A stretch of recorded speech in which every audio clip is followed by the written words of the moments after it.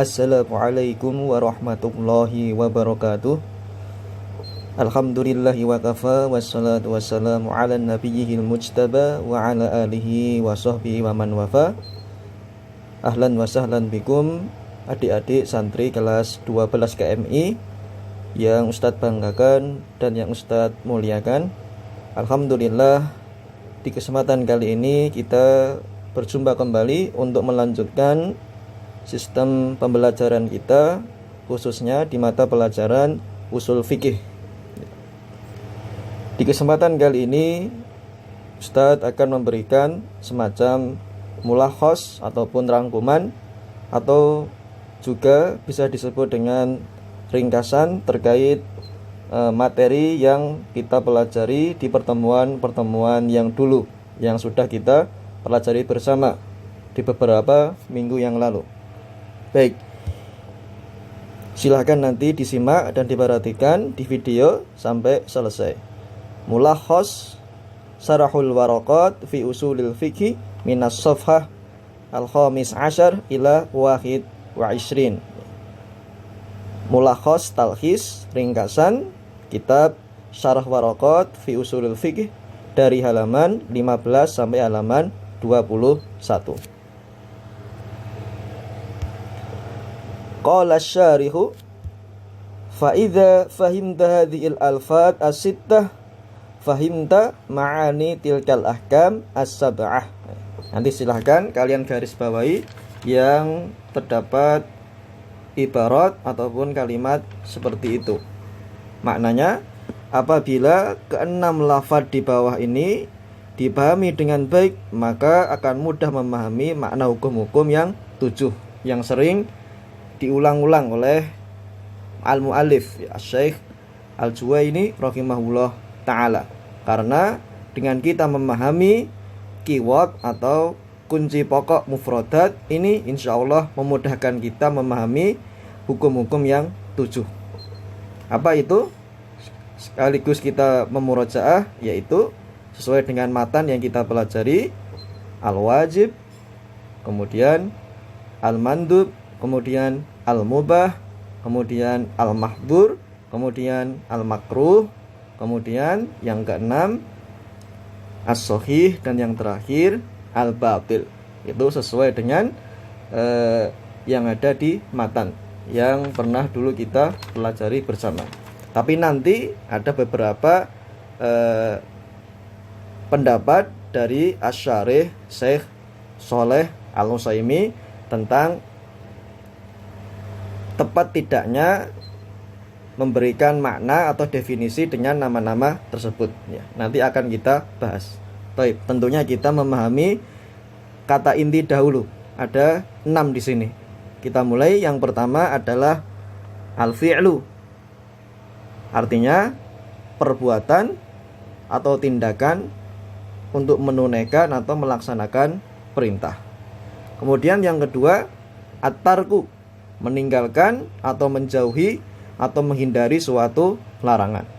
Kemudian yang ketiga, as-sawabu, artinya pahala atau ganjaran. Kemudian yang keempat, al-iqabu, iqab, di sini maknanya dosa atau hukuman.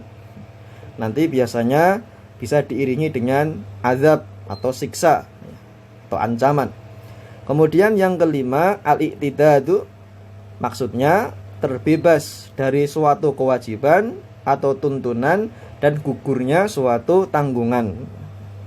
Nanti berkaitan dengan kewajiban kita sebagai seorang mukallaf, seorang hamba, yang kita wajib menjalankan semua perintah Allah dan menjauhi segala larangannya. Kemudian yang terakhir, an-nufudzu. Ma ma'na an-nufudz? An-nufudz maknanya suatu perbuatan yang dianggap berhasil mencapai tujuan dan mencukupi.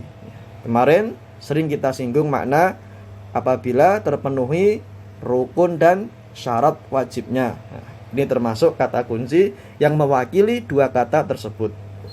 Soalnya suatu muamalah bisa dikatakan sah, mencapai tujuan, dan dianggap berhasil apabila ada rukun dan syaratnya yang terpenuhi. Tentunya nanti ada penjelasan lebih lanjut terkait perbedaan antara ibadah dengan muamalah. Kita ke slide berikutnya. Ini gambaran atau penjelasan tentang hukum-hukum yang 7.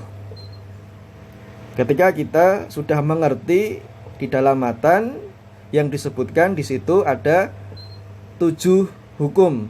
Ternyata dari penjelasan Asy-Syarih Syekh Shalih Al-Utsaimin, beliau membagi lagi menjadi dua hukum yang pertama, atau 2 hukum yang utama atau pokoknya. Yang pertama hukum taklifi, itu ada 5, yaitu al-wajib, al-mandub, al-mubah, al-mahdzur, dan yang terakhir kelima al-makruh.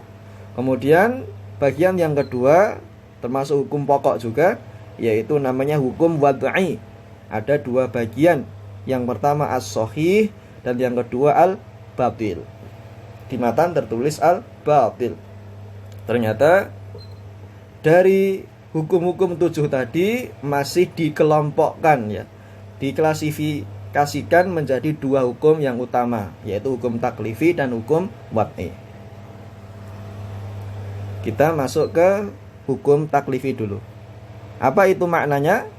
Maknanya tuntunan syar'i atas perbuatan seseorang atau seorang hamba atau mukallaf terkait perintah untuk berbuat, untuk melakukan suatu pekerjaan, atau perintah untuk meninggalkan suatu perbuatan, atau meninggalkan suatu larangan, atau pilihan, tergantung kepada hamba tersebut. Kalau dikerjakan atau ditinggalkan, hukumnya sama. Nanti ada penjelasannya. Ini terkait dengan yang namanya al-mubah, ya. Seorang hamba mukallaf diberi pilihan oleh Allah. Pilihannya, kalau mau dikerjakan silahkan, kalaupun tidak juga silahkan, ya. Berbeda dengan 2 hukum yang lain. Misalnya wajib, nanti ada derajatnya. Kalau kuat itu wajib, perintahnya kuat. Tapi kalau perintahnya tidak kuat, di bawah derajat wajib, namanya al-mandub. Kemudian larangan. Kalau larangannya, perintah untuk meninggalkan suatu perbuatannya itu kuat, tegas, disertai dengan ancaman, maka itu al-mahdzur atau al-muharram atau at-tahrim. Tapi kalau larangannya di bawah derajat al-mahdzur tadi, tidak tegas dan tidak kuat, itu namanya al-makruh. Baik. Ada 5 macam hukum taklifi. Yang pertama al-wajib.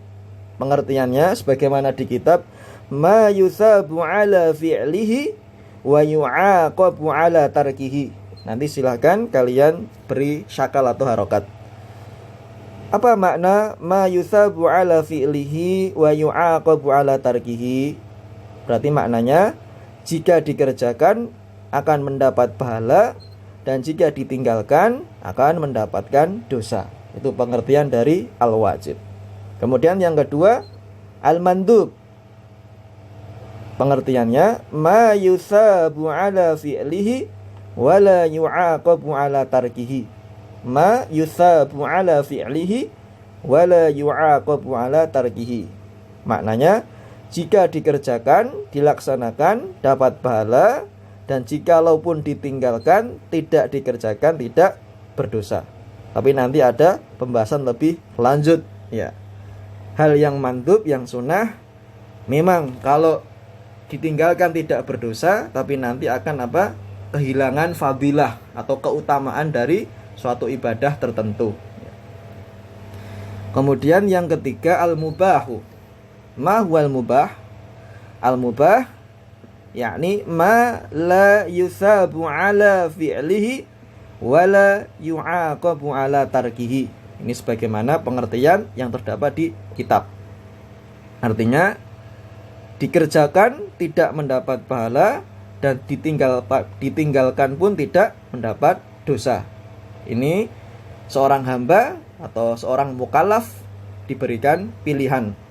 Silahkan jikalau dikerjakan, dan silahkan jikalau ditinggalkan.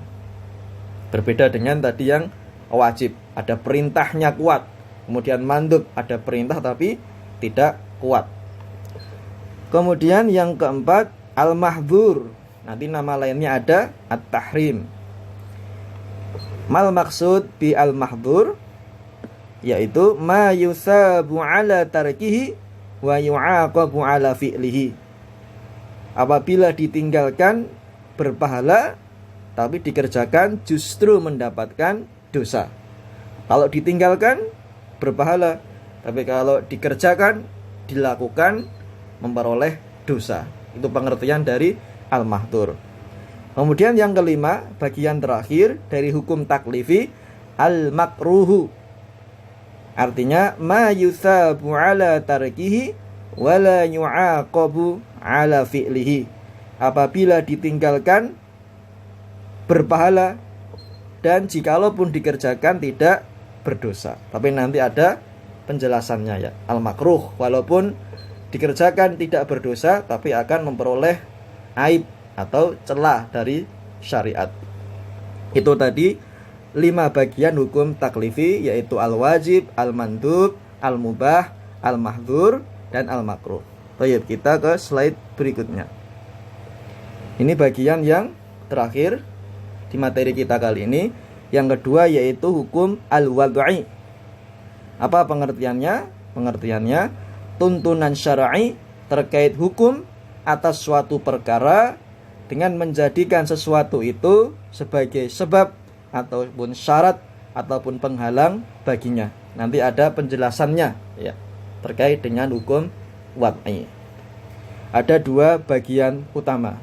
Yang pertama, as-shahih, pengertiannya ma yu'taddu bihi wa yata'allaqu bihin nufud. Ma yu'taddu bihi wa yata'allaqu bihin nufud. Maknanya suatu perkara yang dapat dianggap sah dan mencapai tujuan oleh syar'i. Perbuatan kita entah itu terkait dengan ibadah ataupun muamalah dianggap sah ya, apabila dia sesuai dengan yang diinginkan oleh syariat, misalnya terpenuhi rukun dan syaratnya. Kemudian bagian yang kedua yaitu al-batil. Maknanya ma la yata'allaqu bihin nufudhu wa la yu'taddu bihi. Suatu perkara yang tidak dianggap sah dan tidak mencapai tujuan atau belum mencapai tujuan. Itu namanya al-batil dalam suatu perbuatan, entah itu terkait dengan perkara ibadah ataupun muamalah. Berarti al-batil di sini kebalikan dari as-shahih. Kalau as-shahih nanti nama lainnya as-sihah atau sah. Ini ijab qabulnya sah, ibadahnya sah, sholatnya sah.